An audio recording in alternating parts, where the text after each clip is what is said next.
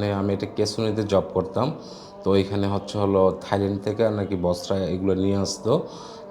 এটা কাস্টমার আসার পরে দেখতাম যে লেবু ছুটাই দিত আর কি টেবিলের উপরে। তারপর কাস্টমার ভরপুর হয়ে যেত। তারপরে হচ্ছে হলো আমাকে একটা দায়িত্ব দেওয়া হলো যে আচ্ছা টয়লেটটা তুমি ক্লিন করবা।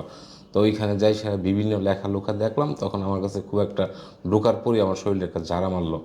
আমি রাগ সহিতে সবগুলো ক্লিন যেহেতু করতে বলছে, আমি সবগুলোই ছেড়ে ফেলছি, একবার পরিষ্কার করে ফেলছি। এরপর থেকে আমার এই সমস্যাটা দেখা দিল। দেখা দেওয়ার পর আমার বস আমার প্রতি খুব রাগান্বিত হলো, খুব ভালোভাবে আমার সাথে কথাবার্তা বলে না। তারপরে হচ্ছে হলো বসকে বলো আমি কী করতে পারি, তোমার যেটা ভালো লাগে তুমি সেটা করো। তাই আমি বললাম যে আমি দেশে চলে যাই। ওকে ঠিক আছে তুমি চলে যাও। তো আমি চলে আসলাম। আসার পরে আমি অনেক জায়গায় চিকিৎসা করলাম, কোথাও আমি কোনো সলিউশন পেলাম না। লাস্ট পর্যায়ে হুজুর কাছে আইসা এই সলিউশনটা পেলাম। আমি হুজুরের জন্য সবাই দোয়া করবেন, আপনাদের কাছে এই আশাবাদী। ইনশাআল্লাহ। আসসালামু আলাইকুম।